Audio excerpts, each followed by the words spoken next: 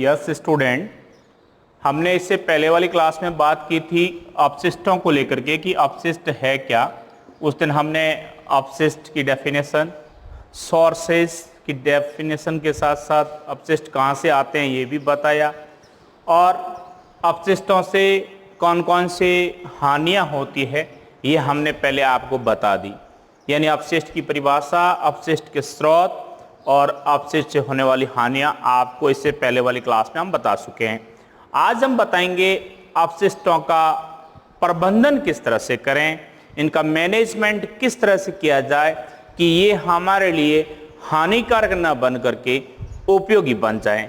उसे हम कहते हैं वेस्टेज मैनेजमेंट या अपशिष्ट प्रबंधन। तो स्टूडेंट, पहले बात करते हैं हम इसकी परिभाषा की कि अपशिष्ट प्रबंधन है क्या। परिभाषा बिल्कुल जनरल शब्दों में आप समझ सकते हैं कि अपशिष्टों का इस प्रकार से मैनेज किया जाए, इस तरह से उनको नियोजित किया जाए कि उनका विस्तार, उनका एकत्रण और उनका दुष्प्रभाव जो है वो कम से कम हो और हमारे लिए उपयोगी बन जाए। उसे हम कहते हैं अपशिष्ट प्रबंधन। तो अपशिष्टों का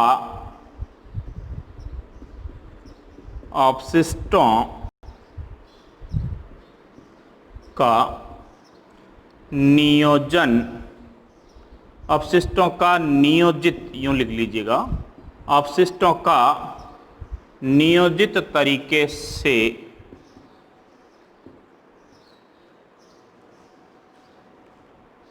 संग्रहण,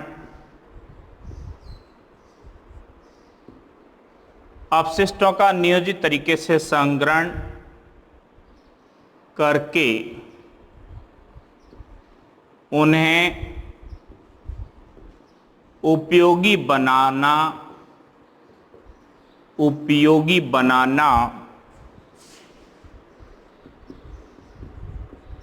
तथा उनके विस्तार व दुष्प्रभाव, विस्तार व दुष्प्रभाव को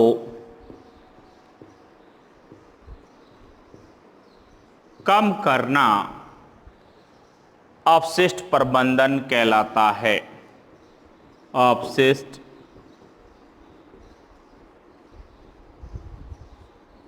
प्रबंधन कहलाता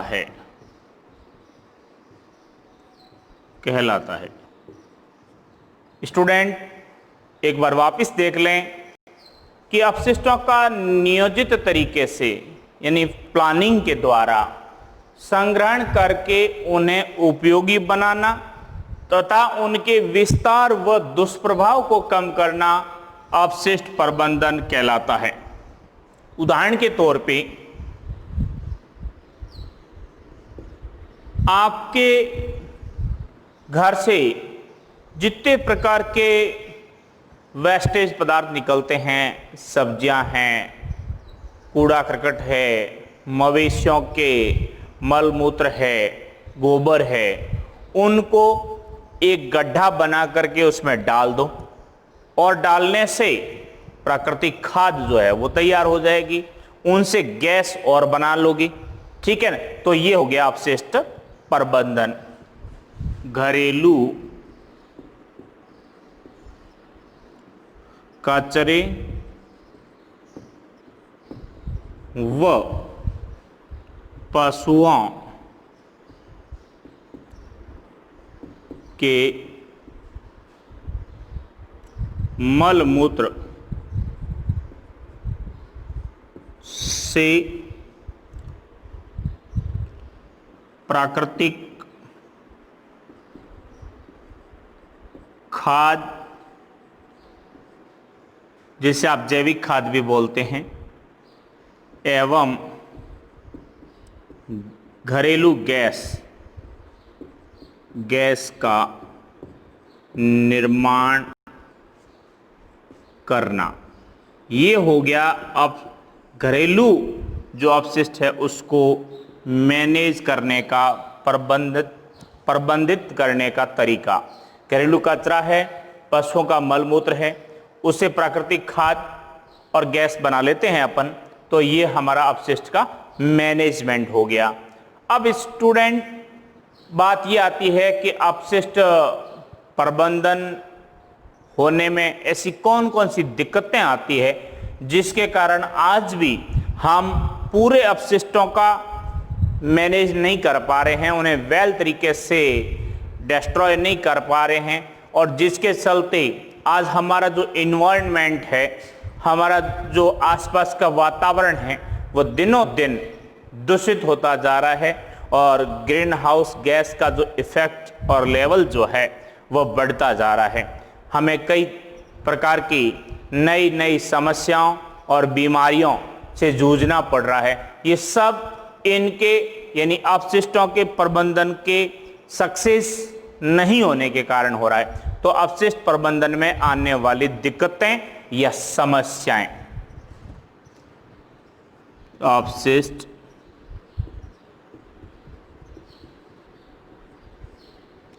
प्रबंधन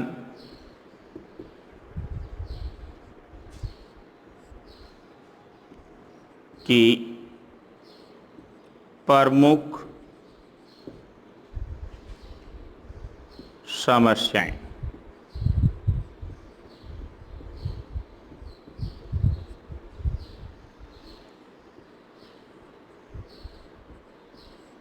स्टूडेंट या तो अपशिष्ट प्रबंधन को लेकर के बहुत सी समस्याएं आती है, लेकिन मेजर जो प्रॉब्लम है उसमें सबसे पहली समस्या है वित्त की समस्या।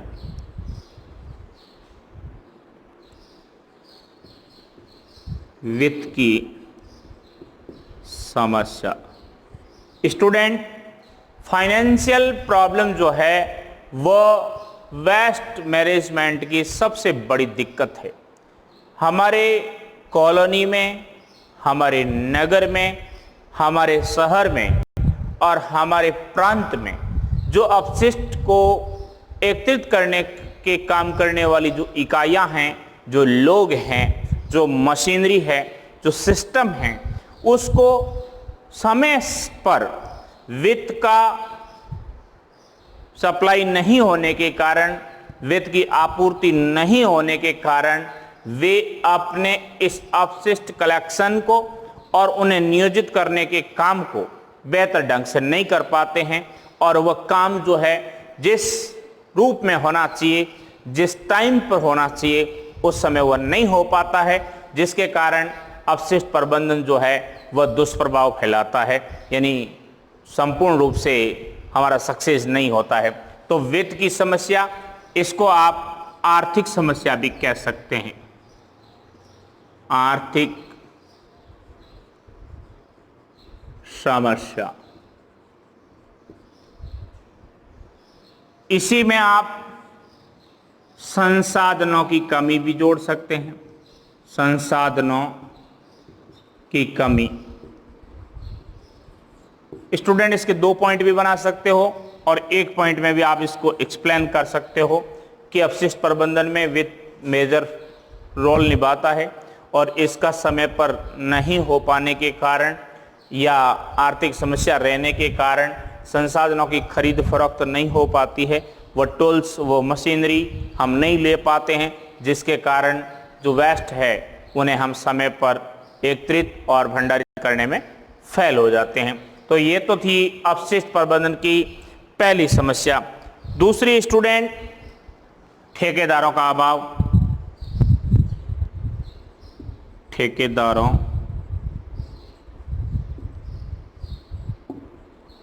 का अभाव, या यूं कहें टेंडर जो है, टेंडर्स की कमी। स्टूडेंट इस अपशिष्ट को मैनेज करने के लिए जो ठेकेदार लोग होते हैं उनमें भी इसके कारण यानी वित्त की कमी के कारण वे आगे नहीं आ पाते हैं, उनमें ये संसाधन नहीं हो पाने के कारण वे समय पर लार्ज लेवल पे इसका ठेका जो है वो जिम्मेदारी जो है वो उठा नहीं पाते हैं, और हमारा अपशिष्ट प्रबंधन का जो फॉर्मूला है, जो मुहिम है, वह सक्सेस नहीं होती है। तीसरी, स्टूडेंट परिवहन की समस्या। परिवहन की समस्या।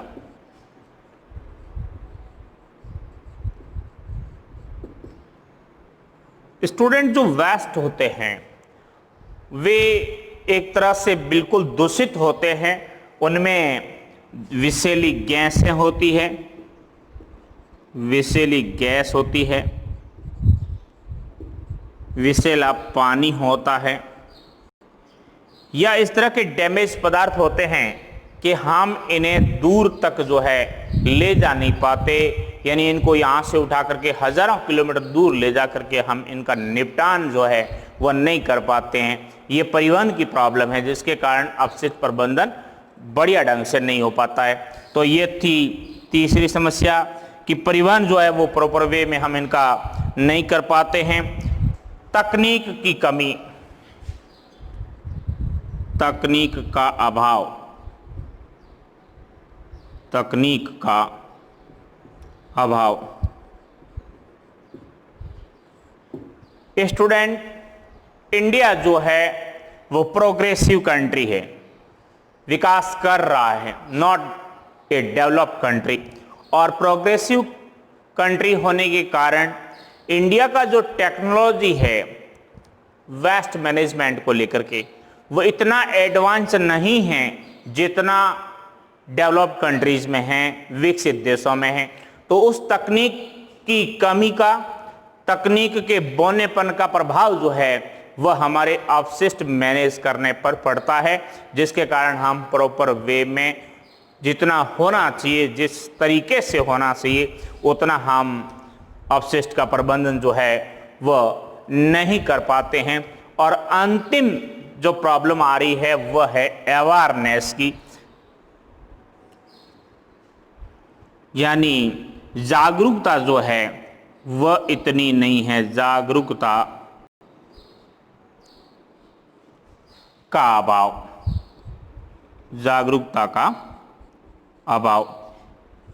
स्टूडेंट, जहां लोगों का शिक्षा का लेवल जो है, स्वास्थ्य के प्रति समझ जो है, पर्यावरण के प्रति प्रेम जो है, वह जितना अधिक होगा उतना वेस्ट फैलाव कम होगा, अपशिष्टों का थ्रोवन कम होगा। लेकिन हमारे यहाँ जागरूकता में कमी है, जिसके कारण वेस्टेज जो हैं वे जगह जगह फेंक दिए जाते हैं, जिसके कारण भी हमारे अपशिष्ट प्रबंधन में समस्याएं आती है। तो ये थी अपशिष्ट मैनेज करने में आने वाली प्रमुख समस्याएं। अब इन समस्याओं के होते हुए भी हमें अपशिष्टों को ख़त्म तो करना है, उनको मैनेज तो करना है, ताकि जो जीव है, जो जंतु है, जो ह्यूमन हैं, वे आराम से जी सकें, ये पर्यावरण जो है ये प्योर बना रह सके। इसके लिए हमें कुछ मेथड, तकनीकें, विधियां अपनानी पड़ती है। तो हम बात करेंगे अपशिष्ट प्रबंधन की प्रमुख विधियां या प्रमुख तरीके। अपशिष्ट प्रबंधन के तरीके।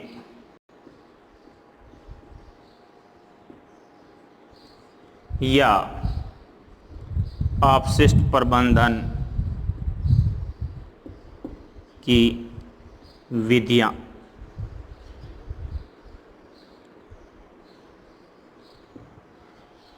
स्टूडेंट, अपशिष्टों को कम करने के लिए, फैलाव को रोकने के लिए, दुष्प्रभाव को रोकने के लिए हम बहुत सी तकनीकें अपनाते हैं, लेकिन उसमें प्रमुख तकनीकें जो है वह इस प्रकार है। सबसे पहली जो तकनीक है वह भू भराव या भूमि भराव की है। भूमि भराव। स्टूडेंट अपशिष्ट प्रबंधन के तरीकों की विधियां पूछे तब आप इस विधि को ले सकते हैं, या एक इंडिविजुअल छोटा क्वेश्चन भी आपसे किया जा सकता है कि अपशिष्ट प्रबंधन की सबसे टॉप विधि कौन सी है, सबसे पॉपुलर मेथड कौन सा है, सर्वाधिक लोगों के द्वारा सर्वाधिक क्षेत्र में अपनाया जाने वाली विधि कौन सी है, या एकदम पूरा क्वेश्चन पूछ ले भूमि भराव अपशिष्ट प्रबंधन से आप क्या समझते हैं। ये क्वेश्चन इस पे बन सकते हैं। तो उन सभी का आंसर एक ही होगा, वह होगा कि यह सबसे प्राचीन विधि है, सबसे प्राचीन मेथड है। नंबर 2, ये कम खर्चीली है, कोई टूल्स नहीं चाहिए, किसी प्रकार के उपकरणों की इसमें आवश्यकता नहीं रहती है। प्राचीन समय में भी जब लोगों के पास अपशिष्टों को मैनेज करने का कोई तरीका नहीं था, रिसाइकलिंग का पुनः उपयोग करने का कोई तरीका नहीं था, तब वे वेस्ट को जमीन के अंदर खड्डा खोद करके उसमें गाड़ देते थे। वही भूमि भराव है। पूछ ले भूमि भराव क्या है तो आप यूं कह देना कि अपशिष्ट पदार्थों को भूमि में गाड़ देना भूमि भराव या भू भराव अपशिष्ट प्रबंधन कहलाता है।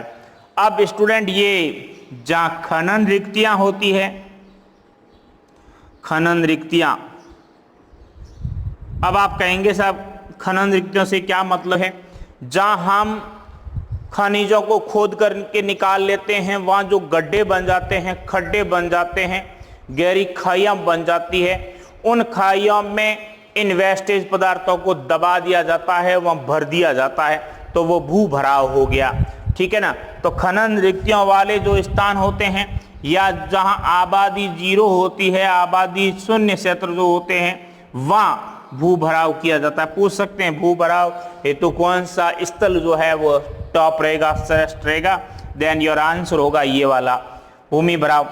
इसमें प्राचीन समय से ही लोग इसे अपनाते आ रहे हैं, लेकिन एक प्रॉब्लम आती थी, प्राचीन लोग जो है इसमें तकनीक का उपयोग नहीं करते थे, तो इसमें गैस बन जाती थी, और वह गैस जो है या वहाँ जल जो है वह एकत्रित होकर के बाहर रिसाव के रूप में आ जाता और अपने पर्यावरण को दूषित करता। इसे रोकने के लिए अब इसमें मॉडर्न टेक्नोलॉजी को इनपुट किया गया, और इस भूमि भराव से ही जो है वो गैस निर्मित करके उनकी निकासी की जाती है, और उस गैस को ईंधन के रूप में काम में लिया जाता है। तो ये हो गया भू भराव या भूमि भराव फर्स्ट मेथड। अपशिष्ट मैनेज करने का दूसरा विधि जो है वह है भस्मीकरण। भस्मीकरण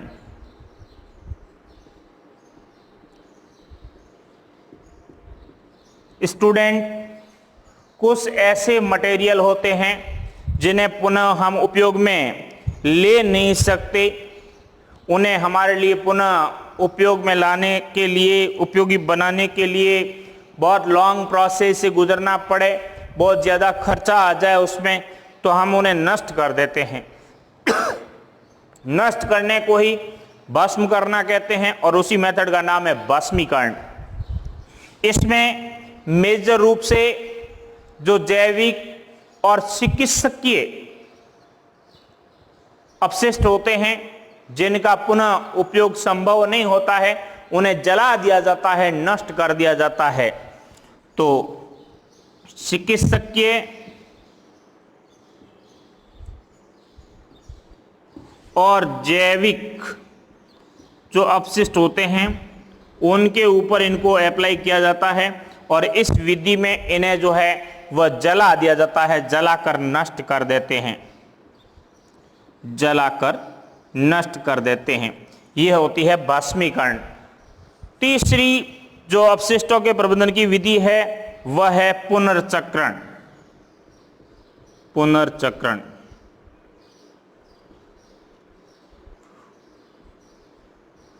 पुनर्चक्रण विधि। कई बार पूछ सकते हैं स्टूडेंट रिसाइकलिंग है क्या। इसमें 3 प्रोसेस होते हैं, 3 स्टेप होते हैं। सबसे पहला है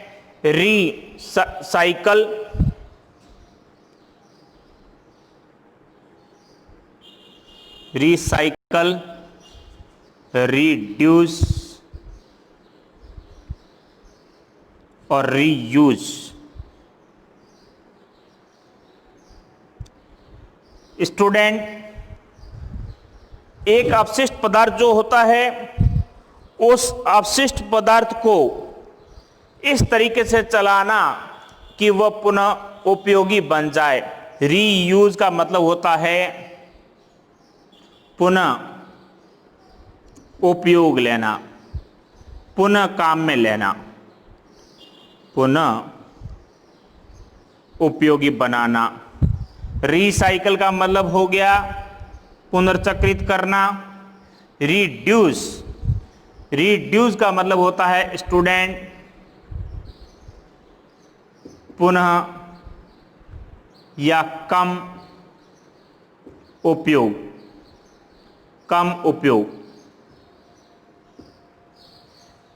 तो स्टूडेंट, इस तरह से कम उपयोग करना ताकि उनको पुनः उपयोगी बनाया जा सके, यह हो गया पुनर्चक्रण।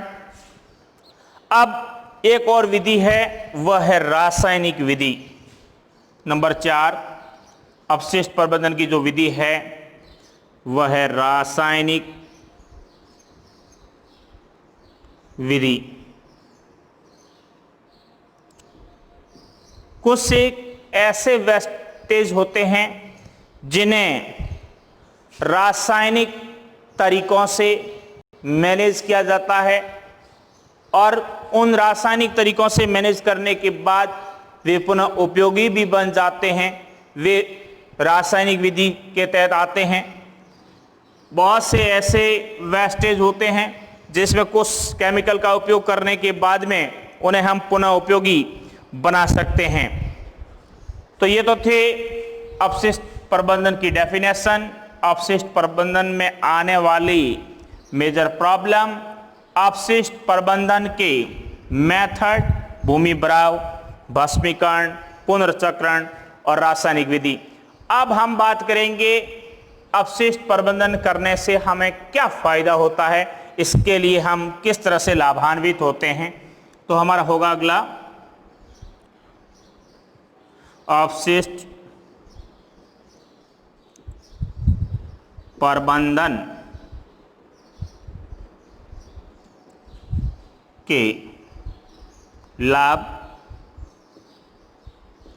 अपशिष्ट प्रबंधन के लाभ या फायदे। तो अपशिष्ट प्रबंधन से स्टूडेंट सबसे पहला फायदा जो होगा वह होगा कि हमारा जो पर्यावरण है वह दूषित नहीं होगा। यदि हम इसका मैनेज कर लेंगे वेल तरीके से तो पर्यावरण प्रदूषण कम होगा, ग्रीन हाउस इफेक्ट जो है वह भी कम होगा। एक फायदा जो होगा वह होगा संसाधन कंजर्वेशन का। संसाधन जो है वो हमारे लॉन्ग टाइम तक चलेंगे, यानी उनका संरक्षण होगा, क्योंकि हमने जो यूज लिया और वो बस गया तो उसको पुनः प्योरिफिकेशन में ला करके पुनः काम में ले लें तो वो पुनः उपयोग में आ जाएगा। ठीक है ना। इसके द्वारा हम कई प्रकार के उपयोगी चीजें भी पुनः बना सकते हैं। तो आप कहेंगे उपयोगी सामग्री, जैसे कई ऐसे अपशिष्ट होते हैं जिनसे सॉलिड ईंटें बनाई जाती है, ठोस ईंटें बनाई जाती है, तो वो हमारे लिए उपयोगी हो गया। उपयोगी सामग्री एज ठोस ईंटें, उपयोगी सामग्री बनाकर भी हम इनका फायदा उठा सकते हैं, लाभ उठा सकते हैं। ये अपशिष्ट मैनेजमेंट का हमारा एक फायदा हो गया। इसके अलावा जैसे जल है और वो कहीं एकत्रित कर दिया गया है और उसको वापस तरीके से रिसाइकलिंग करवाया जाता है, तो उसके द्वारा जो जल प्योर होता है उसको हम सिंचाई के रूप में भी काम में ले सकते हैं। तो आप कहेंगे जल का सिंचाई में उपयोग, जल का जो है वह सिंचाई में उपयोग हो जाएगा। अपशिष्ट प्रबंधन के अन्य फायदों की हम बात करें तो इससे लोगों में जो है जागरूकता आएगी और स्वास्थ्य जो है वह सुधरेगा। तो हम कहेंगे स्वास्थ्य जो है, या जन स्वास्थ्य कह दीजिएगा, जन स्वास्थ्य में सुधार आएगा। तो ये तो होगी अपशिष्ट प्रबंधन के फायदे। अब स्टूडेंट एक छोटा सा क्वेश्चन इसके ऊपर बनता है, बोर्ड ने कभी कभी बनाया है कि एक समिति बनी थी, उसका नाम था शिवरमन समिति। शिवरमन समिति बनी थी, उसको लेकर के कभी कभार क्वेश्चन करते हैं, अच्छी तरह से नोट कर लें इसको। शिवरमन समिति पूछ सकते हैं, कंपटीशन में भी आ सकता है और आपके बोर्ड एग्जाम में भी पूछा जा सकता है कि शिवरमन समिति का संबंध किससे है। तो आपका आंसर होगा शिवरमन समिति का संबंध अपशिष्ट प्रबंधन से है। अब यह समिति कब बनी थी? 1975 में यह समिति बनी थी। इस समिति को बनाने के पीछे जो ध्येय था, जो लक्ष्य था, टारगेट था, वो यह था कि यह समिति स्टडी करे और ऐसा निष्कर्ष दे कि किस तरह से अपशिष्ट जो है उनका निर्माण भी कम हो और निर्माण कम होने के साथ साथ उनका समय पर जो है निपटान किया जा सके, उन्हें नष्ट किया जा सके। और यह भी था कि ऐसा कोई सुझाव दे कि उन्हें पुनः उपयोगी बनाया जा सके। तो शिवरमन समिति ने स्टडी किया और स्टडी करने के बाद में इसने अपने जो है वो सुझाव दिए। पूछ सकते हैं शिवरमन समिति के प्रमुख सुझाव क्या क्या थे। तो इसने जो सबसे पहला और महत्वपूर्ण सुझाव दिया वह था बड़े बड़े गड्ढों का निर्माण करना। बड़े बड़े गड्ढों का निर्माण करना और उसमें अपशिष्टों को भरना। तो बड़े बड़े गड्ढों, बड़े बड़े गड्ढों का निर्माण, यह था इसका पहला सजेशन। शिवरमन समिति ने कहा कि बड़े बड़े गड्ढे जो हैं उनको बना करके उनमें इन अपशिष्टों को भर दिया जाए। फिर उन्होंने कहा कि जो अपशिष्ट एकत्रित होते हैं उनके निकासी की जो है व्यवस्था होनी चाहिए। शायद दूषित जल है, दूषित कचरा है, जो भी है उसको वहां से निकलने की जो है वो प्रॉपर वे में व्यवस्था होनी चाहिए। तो निकासी की सुनिश्चितता, निकासी की सुनिश्चितता का इसने सुझाव दिया। तीसरा सुझाव इस शिवरमन जो समिति का था, उठाव जो है, यानी कहीं कचरा है उसका एकत्रण नहीं होना चाहिए, उठाव की व्यवस्था जो है वो प्रॉपर वे में होनी चाहिए, वो इस समिति का सुझाव था। और भस्मीकरण का सुझाव इस समिति ने भी दिया था, जो हमने मेथड में पढ़ा। उन्होंने कहा कि जिनका हम भूभराव नहीं कर सकते, जिनको उठा नहीं सकते, जिनकी निकासी संभव नहीं है, उनका भस्मीकरण कर दिया जाए, उन्हें नष्ट कर दिया जाए। भस्मीकरण की व्यवस्था। तो ये थे शिवरमन समिति के 4 सुझाव। 1975 में बनी और उसने कहा था कि अपशिष्टों का मैनेज जो है वह किस तरह से किया जाना चाहिए। तो स्टूडेंट, ये आपका एक चैप्टर था अपशिष्ट, और उनका मैनेजमेंट हमने इसको 2 लेसन में 2 कॉलम्स में से कंप्लीट किया। बहुत ही सिंपल लेसन है और आप आराम से इस वीडियो को देख करके समझ सकते हैं और अपनी नोटबुक में लिख लें। और यदि किसी प्रकार की कोई समस्या आती है तो आप हमारे स्कूल से, हमारे चैनल से हमें सुझाव दें, हम उनका निराकरण करेंगे। धन्यवाद।